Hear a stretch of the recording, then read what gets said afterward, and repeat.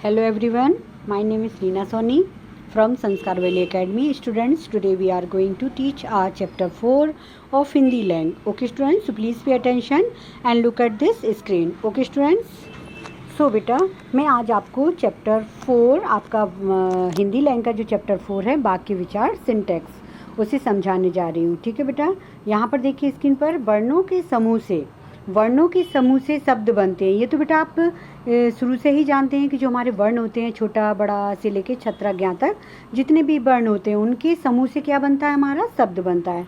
तो वर्णों के समूह से शब्द बनते हैं तथा शब्दों के सार्थक समूह से. अगर आप ये सोचें कि आप शब्दों को सार्थक क्रम में ना लगाएं तो वो वाक्य बन जाएगा तो बेटा उसका कोई मीन्स ही नहीं निकलेगा, है ना. तो जब तक आप शब्दों को सार्थक समूह में नहीं लगाएंगे तब तक आपका वाक्य नहीं बनता. ठीक है, मतलब उसका कोई मीन्स नहीं होता है. तो वर्णों के समूह से शब्द बनते हैं तथा शब्दों के सार्थक समूह से वाक्य बनते हैं. जैसे राशि बहुत बुद्धिमान है, अमर ने पौधा लगाया था, वह बहुत परिश्रम करता है.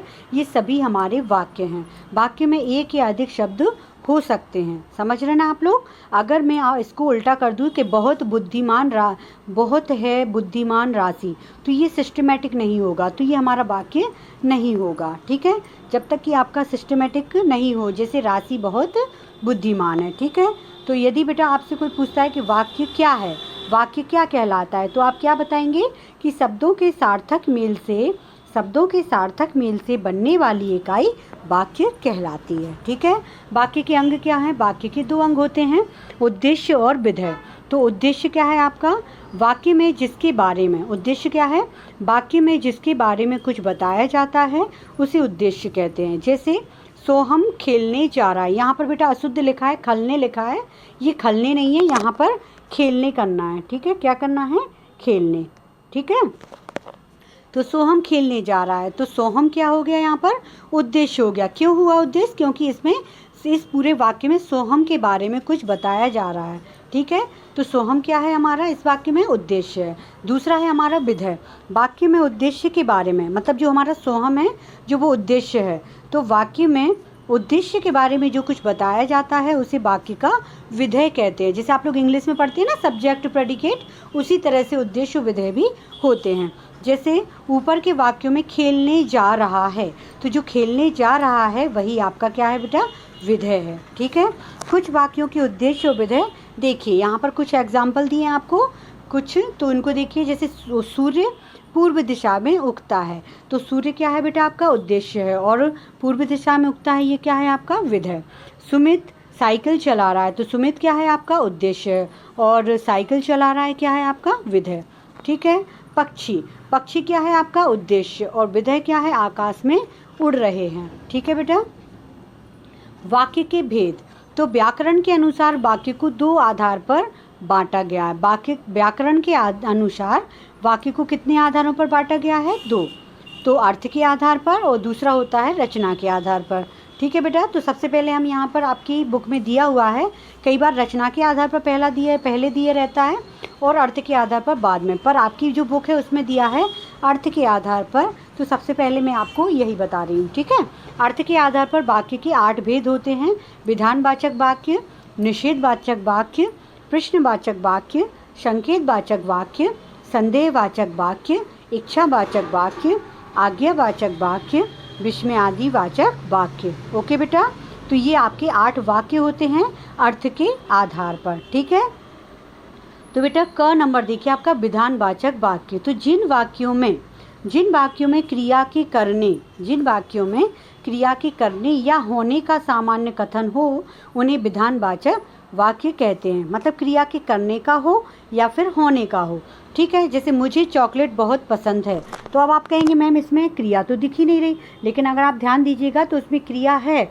मुझे चॉकलेट बहुत पसंद है, तो इसमें आपकी कौन सी क्रिया है? हेल्पिंग वर्ब वाली, मतलब सहायक क्रिया लगी हुई है. ठीक है, जो मुख्य क्रिया है वो इसमें नहीं है, लेकिन जो आपकी सहायक क्रिया है वो इसमें लगी हुई है कि मुझे चॉकलेट बहुत पसंद है ना. आज शुक्रवार है, तो ये हमारी कौन सी होती है? विधानवाचक वाक्य में आ जाती हैं. ठीक है, जिसमें क्रिया के करने का या होने का सामान्य कथन हो. ठीक है, अब ख वाला देखिए आपका निषेधवाचक वाक्य. जिन वाक्यों में क्रिया के ना होने का कथन हो उन्हें निषेधवाचक वाक्य कहते हैं। जैसे कि मुझे भूख नहीं है, वह परीक्षा में शामिल नहीं होगा। ठीक है, तो यहाँ पर ये होगा आपका निषेधवाचक वाक्य। ठीक है बेटा। ग देखिए आपका ग नंबर वाला प्रश्नवाचक वाक्य। जिन वाक्यों में प्रश्न पूछा जाता है, प्रश्नवाचक में क्या होगा बेटा, जिन वाक्यों में प्रश्न पूछा जाता है उन्हें प्रश्नवाचक वाक्य कहते हैं। जैसे क्या मैं आपका नाम जान सकती हूँ, क्या मैं आपका नाम जान सकती हूँ। तो इसमें देखिए वो क्या कर रहे हैं, प्रश्न कर रहे हैं। क्या आप कल से यहीं हो, तो ये देखिए यहाँ पर प्रश्न कर रहे हैं, तो ये आपका कौन सा होगा, प्रश्नवाचक वाक्य। घ देखिए आपका संकेतवाचक वाक्य। तो जिन वाक्यों में एक क्रिया का होना दूसरी क्रिया पर निर्भर रहने का बोध हो उसे हम संकेतवाचक वाक्य कहते हैं। जैसे धूप निकलती तो कीचड़ नहीं रहती, तो यहाँ पर देखिए संकेत किया जा रहा है। अब धूप निकलती तो कीचड़ नहीं लगती, मतलब कीचड़ नहीं लगती यदि क्या निकलती, धूप निकलती। तो किस पर संकेत हो रहा है, धूप निकलने पर, है ना। तो यदि आप कहते तो मैं नहीं जाता, मैं नहीं जाता यदि आप कहते, है ना। तो जब आप कहते तो मैं नहीं जाता, तो संकेत किस पर हो रहा है कि यदि आप कहते, है ना, यदि आप कहते तो मैं नहीं जाता। तो इसमें क्या हो रहा है कि एक संकेत हो रहा है, एक क्रिया का होना दूसरी क्रिया पर निर्भर रहने का बोध हो रहा है इसमें, तो इसलिए इसको हम बोलते हैं बेटा संकेतवाचक। ठीक है, समझ आ रहा है ना बेटा। अब यहाँ देखिए ड़ संदेहवाचक वाक्य। तो जिन वाक्यों से संदेह या संभावना का बोध हो उन्हें संदेहवाचक वाक्य कहते हैं। अब तक अनिल विद्यालय पहुंच गया होगा, तो अब तक पहुंच गया होगा बेटा ये कंफर्म नहीं है कि वो अनिल विद्यालय पहुंच गया होगा या नहीं हो गया होगा, इसमें एक संदेह बना हुआ है ना। और ट्रेन आ चुकी होगी, आ चुकी होगी, आपको कंफर्म नहीं है कि ट्रेन आ गई है या नहीं आई है, मतलब आप केवल एक संदेह कर रहे हैं, है ना। समझ रहे हैं ना आप लोग, तो इसको बोलते हैं हम संदेहवाचक वाक्य। ठीक है, यहाँ पर देखिए आपका 4 नंबर वाला है च, इच्छावाचक वाक्य। जिन वाक्यों से, इच्छावाचक में क्या होगा, जिन वाक्यों में वक्ता की इच्छा, जिन वाक्यों में क्या होता है, वक्ता की इच्छा, आशा, कामना, आशीर्वाद आदि का वर्णन हो उन्हें इच्छावाचक वाक्य कहते हैं। जैसे ईश्वर सबके कष्ट दूर करे, ईश्वर सबके कष्ट दूर करे, आपकी यात्रा मंगलमय हो, तो ये क्या है बेटा, इच्छावाचक है। मतलब कोई भी इंसान हो या कोई भी व्यक्ति होता है जो अपनी इच्छा से किसी को आशीर्वाद दे या उसके अच्छे होने की कामना करे, उसके लिए प्रेयर करे, प्रार्थना करे, तो ये हमारा हो जाता है इच्छावाचक वाक्य। समझ आ रहा है ना बेटा, समझ आ रहा है कि नहीं आ रहा है ना। तो अब नेक्स्ट देखिए आपका आज्ञावाचक वाक्य। तो जिन वाक्यों से आज्ञा, आदेश, अनुमति या अनुरोध का बोध हो उन्हें आज्ञावाचक वाक्य कहते हैं। ठीक है, जैसे इस पाठ को ध्यान से पढ़ो, मेरे लिए एक कप चाय बनाओ। तो यहाँ पर देखिए क्या हो रहा है, यहाँ पर एक आपको आज्ञा दी जा रही है कि इस पाठ को ध्यान से पढ़ो, मेरे लिए एक कप चाय बनाओ। तो यहाँ पर क्या हो रहा है, आज्ञावाचक हो गया ना, आज्ञा दी जा रही है। ठीक है, तो यहाँ पर आ जाता है आपको आज्ञावाचक वाक्य। ठीक है, या हम किसी से अनुरोध करते हैं तो वो भी आपका आज्ञावाचक में आ जाता है, या हम किसी से अनुमति मांगते हैं तो वो भी आपका आज्ञावाचक में आ जाता है। जा वाला देखिए आपका विस्मय आदि वाचक वाक्य।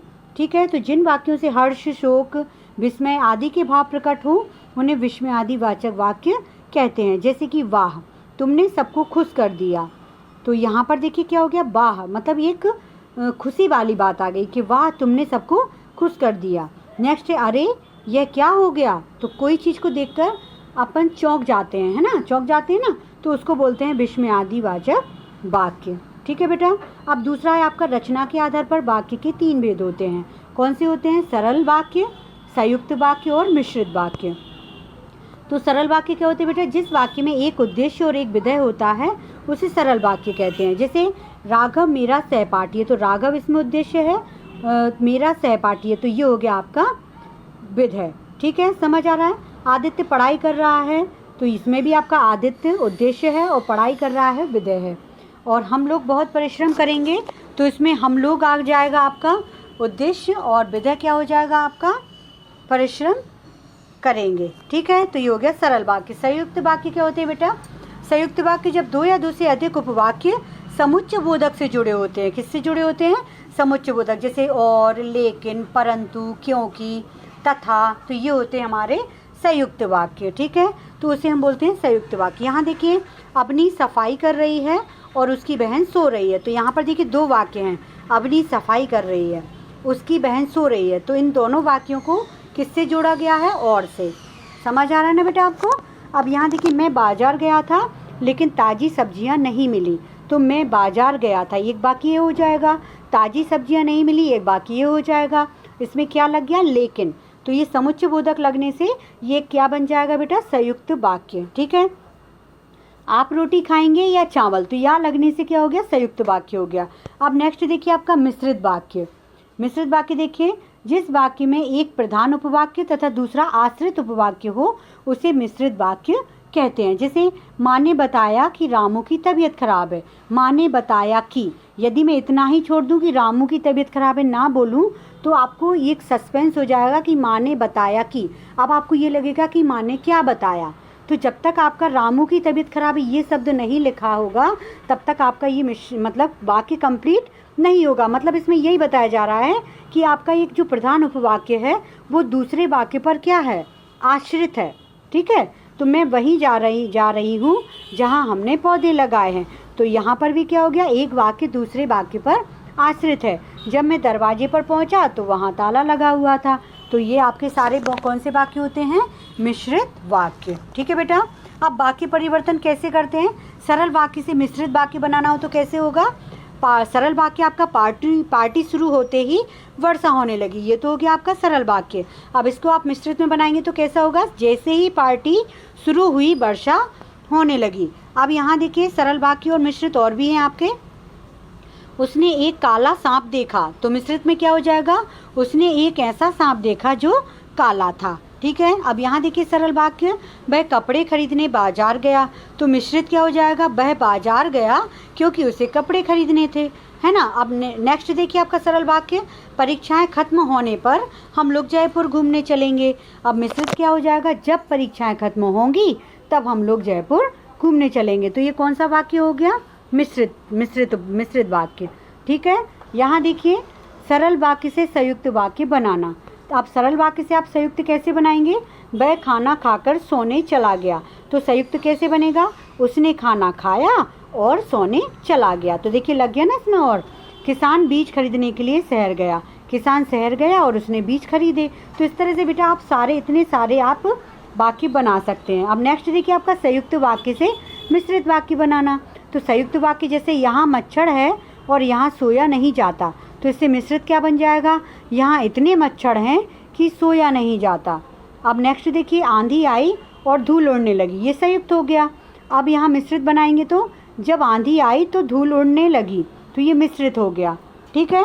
वह छत पर गया और वहाँ कपड़े सूखने के लिए डाल दिए। अब मिश्रित में क्या हो जाएगा?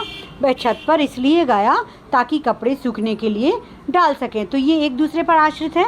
इस तरह से बेटा आप बना सकते हैं, ठीक है। बसंत ऋतु बीत गई और भीषण गर्मी आरंभ हो गई।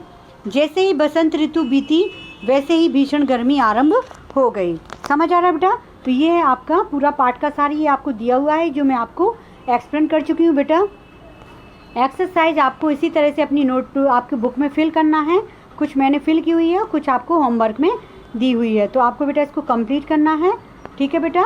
और यह भी करें जो क्वेश्चन है ये भी आपको कंप्लीट करना है, ठीक है, कंप्लीट करना है, ठीक है बेटा। और यहाँ देखिए ये जो क्वेश्चन आंसर है ये भी आपको नोटबुक में कंप्लीट करना है, ओके बेटा।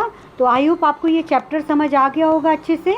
तो बेटा इसको आप अपनी नोटबुक में क्वेश्चन आंसर को राइट करिए और एक्सरसाइज को बुक में फिल करिएगा। Okay students, so that's all for today and take care.